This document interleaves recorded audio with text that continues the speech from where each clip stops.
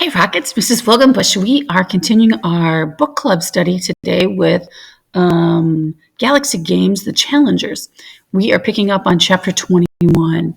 Hopefully it won't have as many hard words for me, but looks like we're still in Mexico, so I make no promises. Here we go. Mexico City, Mexico. The Galaxy Game bus backtracked to pick up a player who had been missed before, a boy who called himself El Gato Grande. Tyler figured the name had to mean something more in Spanish than just the Great Kitten, because they would be extremely silly thing for a person to be called. El Gato wore a crazy costume that included a red cape and a blue cat-eared mask that covered his entire head, just like his dossier pictures. Instead of a real name and a real biography, the dossier had explained that the masked Mexican wrestlers were mysterious and secretive about their true identities.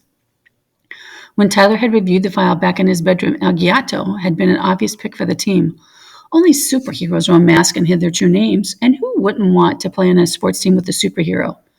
But in person, El Gato seemed more like a superhero scrawny underage sidekick who needed to be rescued at least 3 times in every episode. The puffball swiveled its head around at the new kid and made clucking noises, which the language implant turned into a complaint about being so behind schedule. "It was not El Gato's fault that you couldn't wait for him," said the masked boy defiantly. He took the seat directly in front of Tamako. The bus took off into the sky, weaving around a church spire on its way out of Mexico City. El Gato bounced up and down in his seat.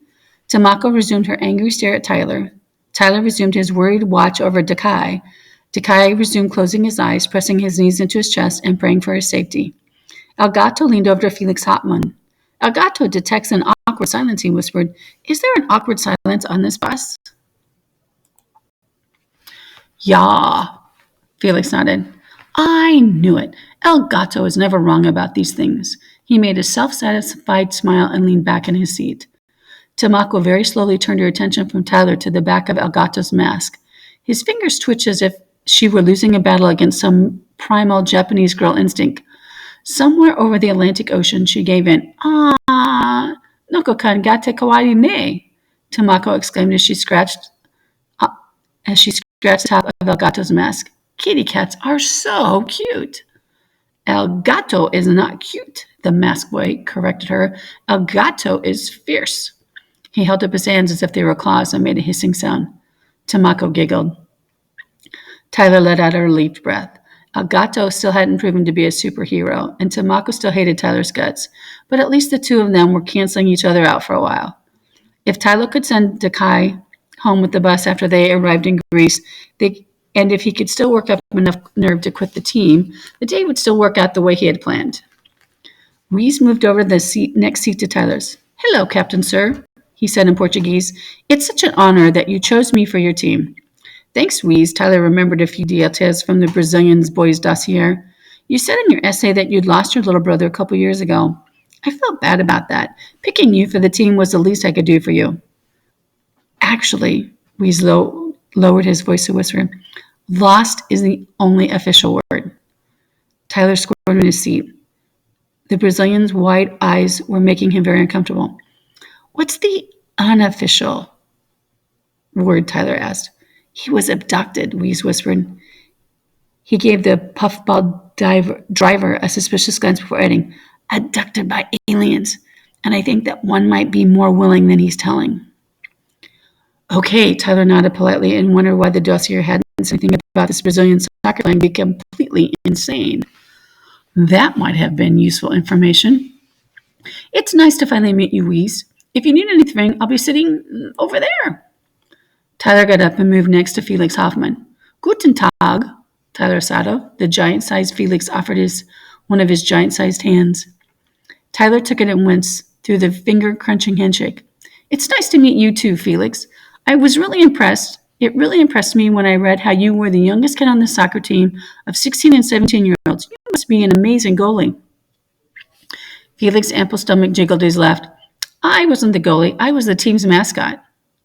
Tyler blinked. "Mascot? Ja. I wore a butterfly costume and danced for the crowds.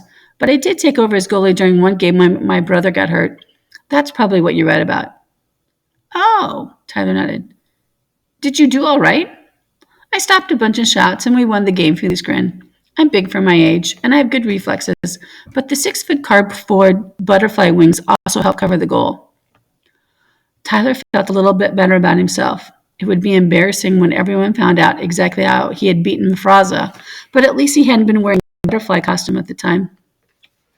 Enough talk about my work as a butterfly goaltender, said Felix. Tell me, Tyler Sato, how does it feel to be the best kid athlete on earth? Tyler winced as he still did whenever anybody asked him that question, even 3 months after he defeated Mafroza. I'm not the best athlete on earth. But of course you are, Felix insisted. Everyone in the world knows how you bested the Madarian Galaxy Games champion in a one-on-one competition. That's not quite true, Tamako jumped in. Everyone knows exactly what Sato Sensei did to win the challenge. Tyler frowned. His language implant allowed him to feel the sarcasm in an overly respectful honorific Tamako had used to turn his name into an insult. The others seemed to have picked up on it as well. He's never said a word about it in all of those interviews he's done, Tamako continued. And how about it, Captain? What exactly was your winning takedown move against Mafraza the Majarian? Elgato jumped up and down his seat. Whew, yes, what is a pile driver of justice or a headlock of righteousness? Tell us about it. The other kids all looked at Tyler, waiting to hear the details of his victory. I got lucky, Tyler told him. That was all he ever told anyone. And if it had been good enough answer for the interviewers of Sports Illustrated in 60 Minutes, it would have to be good enough for his teammates, at least for now. He would make the real answer part of his big announcement when he got to Greece. Elenco Greece. The bus swooped out of the clouds, revealing the ground below. El Gato Grande pressed his mask face against the window. Is that Greece already? Hooray! El Gato has never been to Greece. El Gato has never been anywhere. Neither have I, said Ling. Greece was where the Olympic Games started thousands of years ago. I have always dreamed of coming here. Really? Asked Louise. Did your dreams include a flying orange shark driven by an oversized dust bunny? Oh, sorry about that one. Dust bunny? Ling shook his head emphatically. Wee slumped back into his seat. Darn, I was hoping you might have ESP or precognitive abilities. It's so hard to find people who can accurately predict future events these days. Dakai hugged his knees and rocked back and forth in his seat. He jumped as his mobile phone beeped twice. I have a signal again. Finally, I can make a call. You should call Tyler Sato. If he can't help you, nobody can, Felix proclaimed. Because he was talking directly to Dakai, and since Dakai had no implant of his own, the German soccer player's language implant made his words come out in Japanese. Oh, wait, he's already here. Never mind. Dakai dialed his phone and spoke quickly into it. Hello, Mother? No need me to pick up from Cousin Tyler Kuhn's school today. Why not? Because I'm in Greece, that's why not. And yes, the Parthenon looks particularly lovely today. It certainly does, Elgato agreed as the ancient landmark whizzed past the window. Dakai put his phone away and resumed rocking back and forth. Don't worry, cousin. We'll send you home as soon as we can, Tyler proclaimed. You better, Tamako pointed a finger at Tyler's face. You're responsible for this. You've turned poor Dakai-kun into a trembling ball of nerves. Me? Asked Tyler. I'm not the one who threw him onto the flying shark board for another continent. Tamako crossed her arms. That happened because he looks like you, and Dakai's family is the only American because of you, is only in America because of you. And I'm not having any fun because of you. And Obi-chan wants me to have fun, so I'm going to end up disappointing her because of you. And there are no salty snacks being served on this flight, which I'm sure is all because of you as well.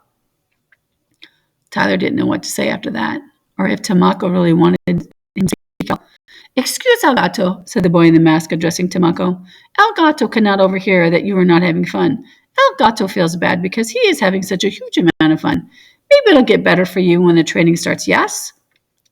Tamako's scowl contorted as she looked at Elgato. Finally, her face broke into a wide grin. Ah, those cat ears are just too cute. No, Elgato poked the right ear with his finger. Elgato's ears are mean and intimidating, like a tiger's. Grrr! The bus lurched downward toward the cluster of large buildings on the horizon, causing Dakai to shriek and dig his fingernails into the seat.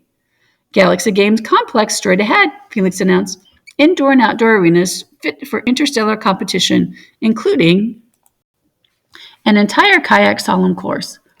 When the construction is done, this is going to be the most advanced sports complex ever built on Earth, with a Galaxy Games village that can hold dozens of different alien species. I know, said Wiz. I have blueprints on my bedroom wall back home, right between my UFO Believers Club poster and the map of the Milky Way galaxy. The bus glided over a road and touched down. A few minutes later, it passed through a security gate and rolled past stadiums, arenas, and construction cranes, just like any ordinary shark-shaped bus would have. Look at all those news vans, said Felix. If we make this much news for a training session, imagine how many reporters will show up for an actual games. There are networks here from China, said Ling, pointing. Then you'd better change those boots before you embarrass yourself back home, Tamako told her. Ling looked down at her feet. What's wrong with my boots? Tamako rolled her eyes. Oh, where to start? If you're going to share a team with me, you'll need to develop a better fashion sense. Good boots make you look like a pop idol. Your boots make you look like a construction worker who just stepped out in a bucket of red paint. Ling swung her feet back and forth. They were a gift from my friend's family. Really? Asked Tamako. Did they keep the receipt? The bus pulled into the lot with 6 other shark-shaped buses, all with names of various nurseries in the Osmanian Empire. It made Tyler wonder how big the elementary school buses from Osmedia were, and whether the Earth team would have to play against Osmedia in the tournament. He sure hoped not. Looks like we're the last ones to arrive, said Felix. Which, Elgato would point out, is not Elgato's fault, said Elgato. Through the bus window, they could see kids from dozens of countries playing catch, kicking soccer balls, and waiting for orientation to begin. Tyler and others blinked through the pain of their language implants going into override. Is that Tyler Sato? Somebody asked in Greek. I think so, said another boy in French. He looks much taller on TV. This is all very nice, but when do we eat? Asked somebody in Russian. Tyler thought back to when Stephen Falconer had said about people being changed forever when they saw Earth without boundaries. Looking at this group of kids from all over the world, and all of them understanding what everybody else was saying, Tyler felt like he was seeing the Earth without boundaries all over again. This team really did represent the entire planet. It would make it that much harder for him to quit the team. Akdok! Shouted the pluff driver. Everybody off. Can you bring my cousin back to the Platluff now, Tyler asked. Hakachukasha, said the driver. I am not a taxi driver. What did he, or maybe she say? Asked Takai. She, or maybe he, said we're stuck with you, said Tyler. Joy. Takai joined Tyler and his teammates as they fled off the bus, directly into the path of a large purple creature with many squid-like tentacles. A Madarian, Felix exclaimed. Wheeze jumped forward with a photograph he pulled from his pocket. Excuse me, sir. Have you seen this boy? His name is Gustav. He'd been 3 years old by now, so imagine how handsome a 6-year-old version of me. He could be a slave, or a medical experiment, or maybe he's being kept as a pet. The alien folded its tentacles over each other and glowered down at Wheeze with all of 3 of its eyes. This isn't a Madarian you want to mess with, Tyler whispered to Wiz. This is Arturvo, the pilot from Captain Rafrazo's ship. He's got a bit of an attitude. Arturvo made the harsh crackling sound that would have been clearing of his throat. I have never seen a group of children disembark from a transport vehicle in such a dangerous and chaotic manner. Sorry, said Ling. Simple apologies will not suffice. Your Galaxy Games team will hold my home world's former slot in the tournament and represent us, so your sloppiness reflects badly on the entire Madarian race. I must insist that the 6 of you conduct a disembarkment drill before you join the others. We don't have time, said Tyler. The other players are going inside now. You will join them once you've proven that you can safely board and disembark your transport vehicle. You don't understand, said Felix. This is Tyler Sato. He's the one who defend. Get back in that transport vehicle, Arturvo snapped. Tyler and the others scrambled back onto the bus. Said the bus driver. My shift ended 10 throbs ago. He, or maybe she, powered down the driving console and rolled away from the bus like a beach ball in the wind. You will now disembark like professional athletes, said Arturvo, one at a time, in a calm and pleasant manner. Excuse me, Takai tapped the side of his head, My brain has no language translator thing in it like the rest of you have. What's everyone saying? This alien won't let us go anywhere until we're calm and pleasant as professional athletes, Tamako told him. Well, that's going to take forever, Kai exclaimed. One more thing, Arturo said. Whatever you do, keep your appendages away from the emergency recall button as you pass by. Emergency recall button? For the first time, Tyler noticed a flashing blue button on the driving console. It was the only control still active. Yes, Arturo waved his technical impatience.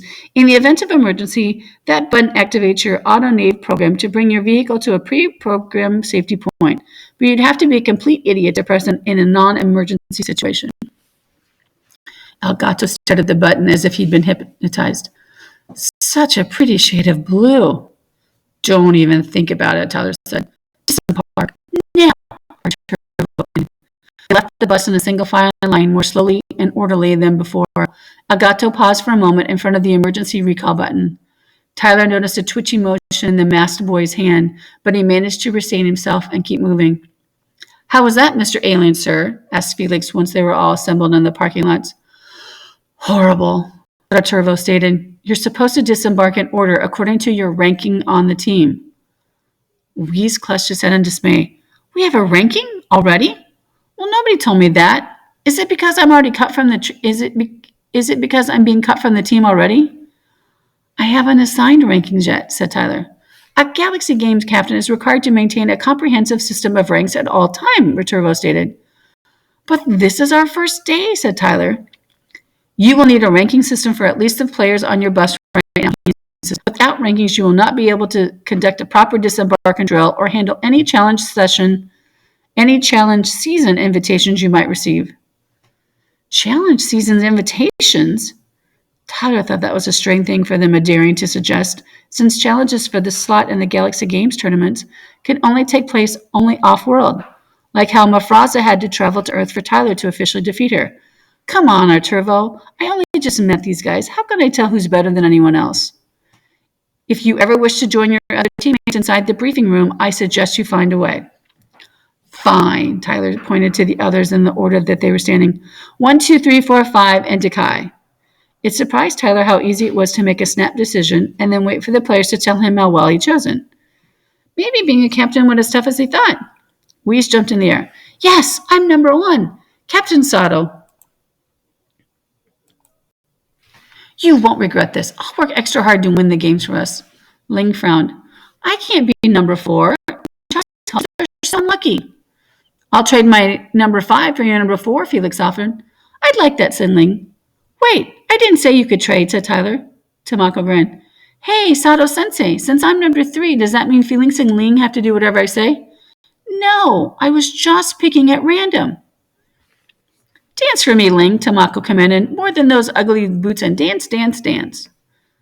Elgato would trade numbers with you, the masked boy offered Ling. Elgato does not mind starting at the bottom and proving that he is the best. That makes me number 2, Ling noted. Now I can order Tamako to dance. Tamako sighed and did a little jig.